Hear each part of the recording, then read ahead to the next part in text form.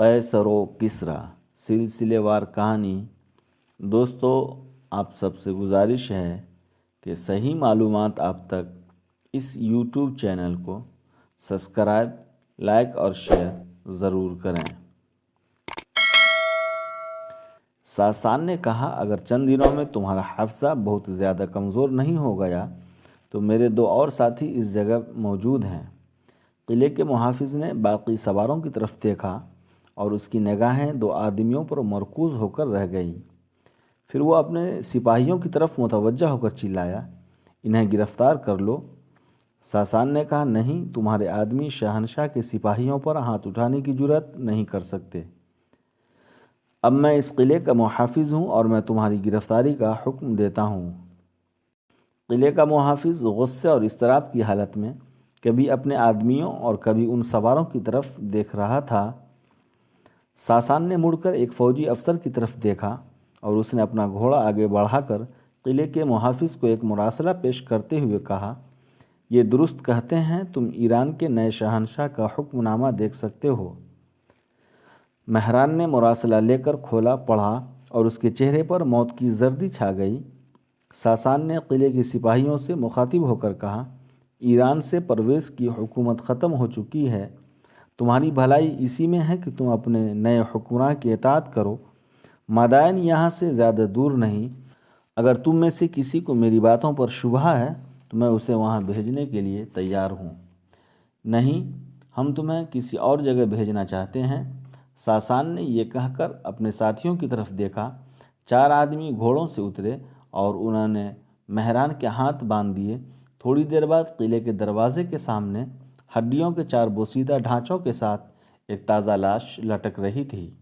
اگلے دن وہ پہرے دار جو قیدیوں کو بدترین اذیتیں پہنچانے میں ایک راحت محسوس کیا کرتے تھے، فصیل مرمت کرنے اور خندق کھودنے کے کام پر لگے ہوئے تھے، اور چند قیدی جن کے ہاتھ میں بیلچوں اور ٹوکریوں کی بجائے کوڑے دے دیے گئے تھے، ان کی نگرانی پر مامور تھے۔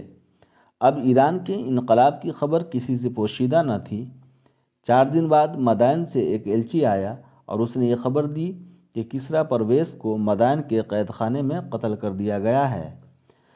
ساسان نے، جس نے اپنی زندگی کے 10 سال پرویز کی قید میں گزارے تھے، شمالی ایران کے ایک بااثر قبیلے سے تعلق رکھتا تھا اور وہ شیرویہ سے ان کی قیدیوں کی رہائی کے مکمل اختیارات لے کر آیا تھا، جن کے قبیلوں اور خاندانوں کی دوستی اس کے لیے سودمند ثابت ہو سکتی تھی۔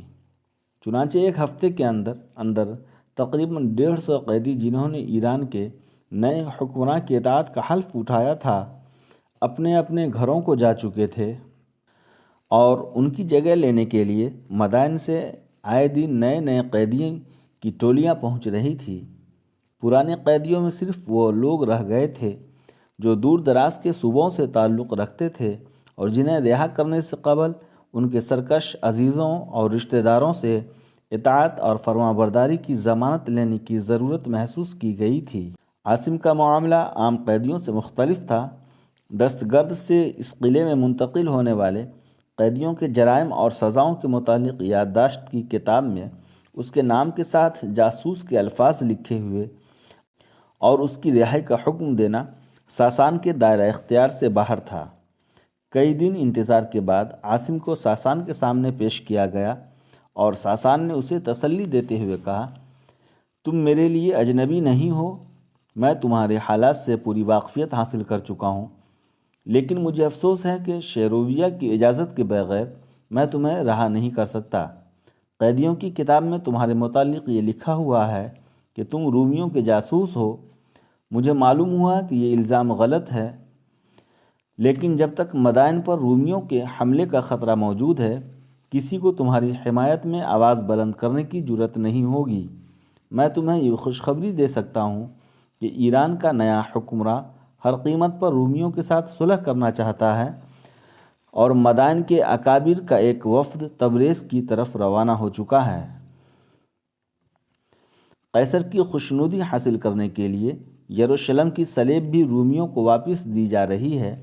اگر ہمارے وفد کو کامیابی ہوئی تو ایران کی نئی حکومت اس شخص کے دوست اور ساتھی کو فراموش نہیں کرے گی جس نے اپنی جان پر کھیل کر ایران کو جنگ کی تباہ کاریوں سے بچانے کی کوشش کی تھی۔ پھر اگر تمہارے رومی دوست تمہیں بھول نہیں گئے تو مجھے یقین ہے کہ وہ مصالحت کی گفتگو شروع کرنے سے پہلے تمہاری رہائی کا مطالبہ کریں گے۔ عاصم نے مغموم لہجے میں کہا، تو اس کا مطلب یہ ہے کہ روم اور ایران کی مصالحت کے بغیر میری رہائی کی کوئی صورت نہیں۔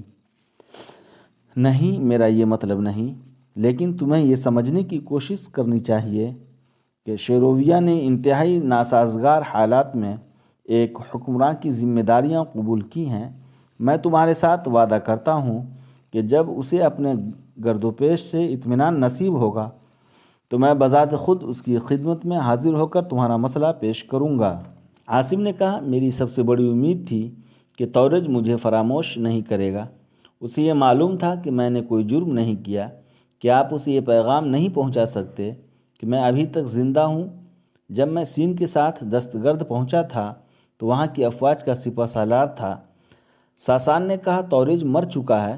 جب رومی نینوا کی طرف بڑھ رہے تھے تو وہ کمک لے کر گیا تھا اور جنگ میں ہلاک ہو گیا تھا۔ ساسان کے ساتھ اس ملاقات کے بعد عاصم کی حالت اس مسافر کی سی تھی جو ایک لقودک صحرا کے بے نشان راستوں پر سفر کر رہا ہو۔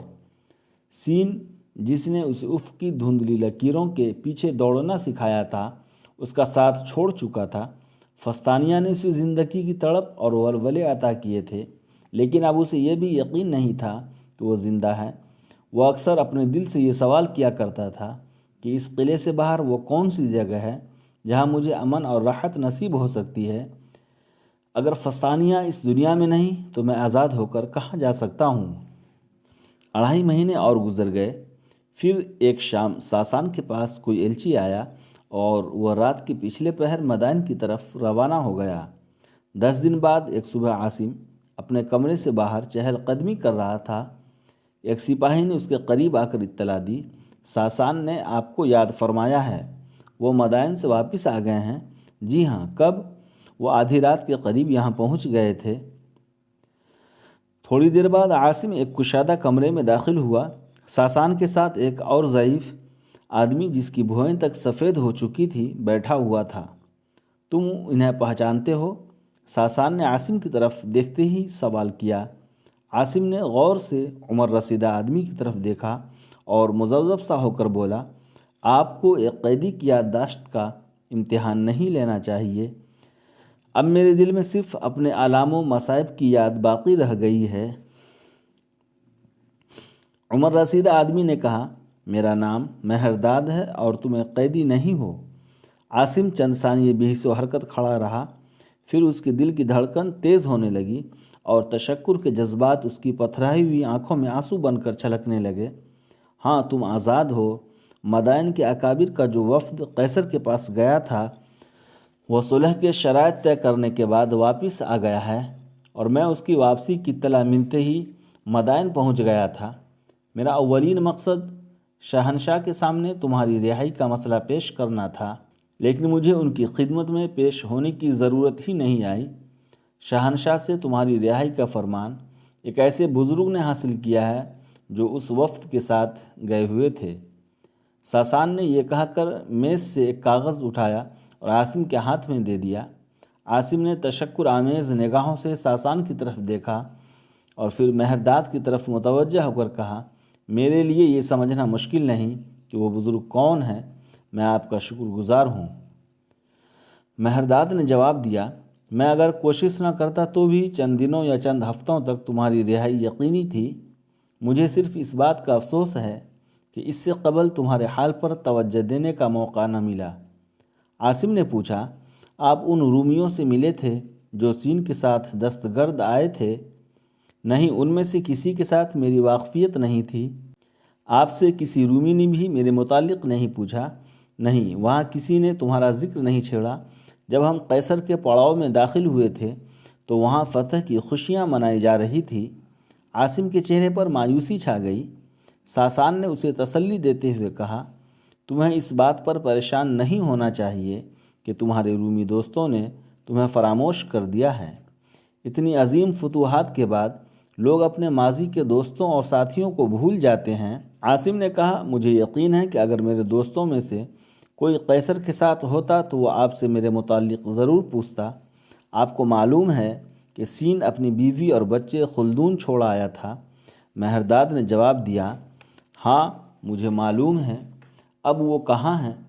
ان کے متعلق میں نے صرف یہ سنا ہے کہ سین کے قتل کے بعد پرویز نے ان کی بیوی اور لڑکی کے متعلق یہ حکم بھیجا تھا کہ انہیں دستگرد پہنچا دیا جائے، لیکن پرویز کا حکم پہنچنے سے 2 دن قبل وہ کہیں روپوش ہو چکی تھی۔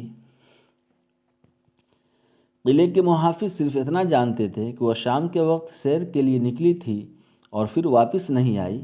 ان کا ایک نوکر بھی ان کے ساتھ ہی لاپتہ ہو چکا تھا۔ عاصم نے پر امید ہو کر پوچھا آپ کو معلوم ہے کہ قیصر کے ایلچی جو دستگرد آئے تھے وہ بخیر و عافیت قسطنطنیہ پہنچ گئے؟ ہاں، انہیں ہمارے سپاہیوں نے بحفاظت باسفورس کے پار پہنچا دیا تھا، لیکن پرویز نے جن ایرانیوں کو خراج وصول کرنے کے لیے ان کے ساتھ بھیجا تھا ان کے متعلق ہمیں کئی مہینوں کے بعد یہ معلوم ہوا کہ وہ قتل کر دیے گئے ہیں۔ عاصم نے پوچھا کیا قیصر کے ایلچیوں نے واپسی پر خلدون قیام کیا تھا؟ ہاں، انہوں نے ایک رات وہاں قیام کیا تھا اور ایک رومی نے قلعے میں سین کی بیٹی کے ساتھ ملاقات کی تھی، لیکن اگر تم یہ سمجھتے ہو کہ انہیں غائب کرنے میں ان رومیوں کا ہاتھ ہے تو یہ تمہاری خوش فہمی ہے۔ وہ خلدون سے ان کی روانگی کے 2 دن بعد روپوش ہوئی تھی۔ پرویز کے پاس جب یہ خبر پہنچی تھی تو اس نے قلعے کے 20 پہرے داروں کو قتل کروا دیا تھا۔ پرویز نے ان سپاہیوں کو بھی عبرتناک سزائیں دی تھی جو چند دن کی تاخیر سے خلدون پہنچے تھے۔ مجھے صرف اس بات سے قیصر کے ایلچیوں پر کچھ شبہ ہوتا ہے کہ واپسی پر ان کی رفتار بہت تیز تھی۔ تحقیقات کے دوران میں راستے کی چوکیوں سے اس قسم کی شہادتیں ملی تھی کہ ہمارے آدمی جو ان کے ساتھ روانہ ہوئے تھے اس سے شاکی تھے کہ رومیوں نے کسی منزل پر بھی انہیں جی بھر کر آرام کرنے نہیں دیا۔ عاصم نے کہا بہرحال آپ کو اس بات کا یقین ہے کہ پرویز نے جو سپاہی سین کی بیوی اور بیٹی کی گرفتاری کے لیے روانہ کیے تھے وہ رومیوں کے بعد خلدون پہنچے تھے؟ ہاں، ان کے وہاں دیر سے پہنچنے کی ایک وجہ یہ تھی کہ کسریٰ کو رومیوں کی روانگی سے چند دن بعد دستگرد کے بڑے کاہن کے اصرار پر ان کی گرفتاری کا خیال آیا تھا، اور دوسری وجہ یہ کہ انہوں نے کسی تاخیر کے بغیر خلدون پہنچنے کی ضرورت محسوس نہیں کی تھی۔ بہرحال یہ بات یقین کے ساتھ کہی جا سکتی ہے کہ سین کی بیوی اور بیٹی رومیوں کے ساتھ نہیں گئی۔ جب ان کی تلاش جاری تھی تو میں اکثر مدائن سے دستگرد جایا کرتا تھا۔ توریج اور چند دوسرے دوستوں کی طرح مجھے بھی یہ شبہ تھا کہ کسریٰ نے انہیں قتل کروا دیا ہے، اور اب ان کی تلاش سے ان کا مقصد اپنے جرم پر پردہ ڈالنے کے سوا کچھ نہیں۔ لیکن اب خلدون کے لشکر کی ایک بڑی تعداد واپس آ چکی ہے اور میں کئی سپاہیوں اور افسروں سے مل چکا ہوں، اور وہ سب اس بات کی گواہی دیتے ہیں کہ سین کی بیوی اور بیٹی کہیں روپوش ہو چکی ہیں، اور اگر رات کی تاریکی میں قلعے سے باہر ان کی اغوا یا قتل کی کوئی سازش ہوئی ہو تو اس کے ساتھ فوج کا کوئی تعلق نہیں۔ عاصم کی قوت برداشت جواب دے چکی تھی۔ اس نے ساسان کی طرف دیکھا اور کرب انگیز لہجے میں کہا میں جا سکتا ہوں؟ ساسان نے اٹھ کر کہا نہیں، تم پہلے اپنے کمرے میں جا کر ناشتہ کر لو، اور تمہارا لباس بھی ٹھیک نہیں ہے۔ میں تمہارے لیے نئے کپڑے بھیجتا ہوں، کچھ اور ضروری سامان تمہارے گھوڑے کی خرجین میں رکھوا دیا جائے گا۔ مہرداد نے کہا ہم قلعے کے دروازے پر تمہارا انتظار کریں گے، لیکن میں یہ پوچھنا چاہتا ہوں کہ تم کہاں جانا چاہتے ہو؟ مجھے معلوم نہیں، عاصم نے بھررائی ہوئی آواز میں جواب دیا، اور اس کے ساتھ ہی آنسو جنہیں وہ بڑی مشکل سے ضبط کیے ہوا تھا اس کی آنکھوں سے ابل پڑے۔ مہرداد نے اٹھ کر اس کے کندھے پر ہاتھ رکھتے ہوئے کہا شاید تمہیں معلوم نہیں کہ سین میرا بہترین دوست، اور اگر میرا بیٹا ایرج زندہ ہوتا تو فستانیہ میری بہو ہوتی۔ نہیں، عاصم نے جواب دیا، میں اپنے محسن کو خوش کرنے کے لیے یہ جھوٹ نہیں بولوں گا۔ اگر ایرج اپنی موت سے پہلے آپ سے ہم کلام ہو سکتا تو وہ آپ سے یہ کہتا کہ فستانیہ نے آپ کے بیٹے کی مسرتوں میں شریک ہونے کی بجائے ایک ایسے انسان کی بدنصیبی میں حصہ دار بننا قبول کر لیا تھا جو اسے محبت کے آنسوؤں کے سوا کچھ نہیں دے سکتا۔ نادان لڑکی مرمری ایوانوں سے منہ پھیر کر اس غریب الدیار کی رفاقت قبول کرنے پر آمادہ ہے جو اسے ایک جھونپڑی بھی عطا نہیں کر سکتا۔ مہرداد دیر تک سکتے کے عالم میں اس کی طرف دیکھتا رہا۔ بالآخر اس نے کہا، اگر تم فستانیہ کو تلاش کر سکو تو تمہیں جھونپڑا تلاش کرنے کی ضرورت پیش نہیں آئے گی۔ میرے گھر کا دروازہ تمہارے لیے ہر وقت کھلا رہے گا۔ میں یہی سمجھوں گا کہ ایرج ایک نئی وجود میں میرے پاس واپس آ گیا ہے۔ عاصم نے تشکر آمیز لہجے میں جواب دیا، ممکن ہے کہ میں کسی دن آپ کے پاس پناہ لینے پر مجبور ہو جاؤں، لیکن اس وقت میں کوئی وعدہ نہیں کر سکتا۔ تم قسطنطنیہ جاؤ گے؟ ہاں، اور اس کے بعد میں ساری زندگی فستانیہ کی تلاش میں گزار دوں گا۔ ساسان نے کہا، اگر فستانیہ کے متعلق تمہارے جذبات یہ ہیں تو اسے نادان ہونے کا طعنہ کون دے سکتا ہے؟ مجھے یقین ہے کہ اسے تمہارا جھونپڑا مدائن کے سارے محلات سے زیادہ کشادہ اور خوبصورت نظر آئے گا۔ عاصم کچھ کہے بغیر کمرے سے باہر نکل آیا۔ تھوڑی دیر بعد جب وہ نیا لباس پہن کر قلعے کے دروازے پر پہنچا تو ایک سپاہی ایک خوبصورت گھوڑے کی باگ تھامے کھڑا تھا، اور ساسان اور ایرج کے باپ کے علاوہ قلعے کے چند محافظ اس کا انتظار کر رہے تھے۔ اس نے باری باری ان کے ساتھ مصافحہ کیا اور گھوڑے پر سوار ہو گیا۔ ساسان نے چند قدم اس کا ساتھ دیا اور دروازے سے باہر نکل کر دوبارہ اس کے ساتھ مصافحہ کرتے ہوئے کہا، جب تم خرجین میں ہاتھ ڈالو گے تو تمہیں ایک چمڑے کی تھیلی ملے گی۔ یہ مہرداد کا تحفہ ہے۔ اس کی یہ خواہش ہے کہ تمہیں سفر کے دوران کوئی تکلیف نہ ہو۔ عاصم نے کئی دن دریائے فرات کے کنارے کے ساتھ ساتھ اپنا سفر جاری رکھا۔ مہرداد رخصت کے وقت جو تھیلی اس کے گھوڑے کی خرجین میں رکھوا دی تھی وہ اشرفیوں سے بھری ہوئی تھی، اور ان اشرفیوں کی بدولت اسے راستے کی منازل طے کرنے میں یا ٹھہرنے میں یا تازہ دم گھوڑے تبدیل کرنے میں کوئی دقت پیش نہ آئی۔ ایران کی قدیم سرحد عبور کرنے کے بعد اس نے سیدھا ایشیا کوچک کا رخ کرنے کی بجائے شام کے اس راستے سفر کرنا زیادہ مناسب خیال کیا جو نسبتاً آباد علاقوں سے گزرتا تھا۔ ایک دن دوپہر کے وقت وہ حلب سے چند کوس دور دریا کے کنارے ایک بستی میں داخل ہوا اور سرائے سے کھانا کھانے اور گھوڑا تبدیل کرنے کے بعد دریا عبور کرنے کی نیت سے گھاٹ کی طرف چل پڑا۔ لیکن وہاں پہنچ کر معلوم ہوا کہ بستی کی تمام کشتیاں دوسرے کنارے جمع ہونے والے مسافروں کو لانے کے لیے روانہ ہو چکی ہیں۔ عاصم جو شام سے پہلے اگلی منزل تک پہنچنے کے لیے بے قرار تھا، انتہائی اضطراب کی حالت میں کشتیوں کی واپسی کا انتظار کر رہا تھا۔ 1 ساعت بعد 5 کشتیاں مسافروں اور ان کے گھوڑوں سمیت واپس آ رہی تھی۔ بیشتر مسافر اپنے لباس سے ایرانی فوج کے افسر اور سپاہی معلوم ہوتے تھے، لیکن سب سے اگلی کشتی پر 8 آدمی رومیوں کے لباس پہنے ہوئے تھے۔ بستی کے چند آدمی جو دریا کے کنارے جمع ہو گئے تھے انتہائی غم و غصے کی حالت میں ایرانیوں کی طرف دیکھ رہے تھے، اور ایک عمر رسیدہ شامی راہب چلا چلا کر یہ کہہ رہا تھا، آج ایرانی رومیوں کے دوست بن گئے ہیں، لیکن ہم ان ظالموں کو اپنی بستیوں سے گزرنے کی اجازت نہیں دیں گے۔ ایک نوجوان نے آگے بڑھ کر کہا، مقدس باپ، اب جنگ ختم ہو چکی ہے اور یہ لوگ اپنے گھروں کو واپس جا رہے ہیں۔ نہیں نہیں، راہب چلایا، مجوسیوں کے ساتھ ہماری جنگ ختم نہیں ہو سکتی۔ انطاکیہ، حلب، دمشق اور یروشلم کو تباہ کرنے والوں کو زندہ رہنے کا حق نہیں دیا جا سکتا۔ نوجوان نے برہم ہو کر کہا، اگر آپ لڑنا چاہتے ہیں تو ہم آپ کو روکنے کی کوشش نہیں کریں گے، لیکن ہم آپ کی خاطر مزید خون نہیں دے سکتے۔ رومیوں سے بھی آپ کو یہ توقع نہیں رکھنی چاہیے کہ وہ آپ کی خاطر مزید قربانیاں دینے کے لیے تیار ہو جائیں گے۔ دیکھیے وہ قریب آ رہے ہیں۔ اگر آپ اپنی زبان پر قابو نہیں رکھ سکتے تو یہاں سے تشریف لے جائیے، ورنہ کیا ہوگا؟ راہب نے تل ملا کر کہا۔ نوجوان نے جواب دیا، ورنہ میں آپ کو دریا میں پھینک دوں گا اور بستی کا کوئی آدمی آپ کی مدد نہیں کرے گا۔ میں یہ بھی جانتا ہوں کہ آپ تیرنا نہیں جانتے۔ راہب نے کچھ کہنے کی کوشش کی، لیکن اس کی آواز تماشائیوں کے قہقہوں میں دب کر رہ گئی اور وہ غصے سے کانپتا اور گالیاں دیتا ہوا ایک طرف چل دیا۔ کشتیاں قریب آ چکی تھیں اور عاصم دم بخود کھڑا سب سے اگلی کشتی پر ایک جانی پہچانی صورت دیکھ رہا تھا۔ یہ ولیرس تھا۔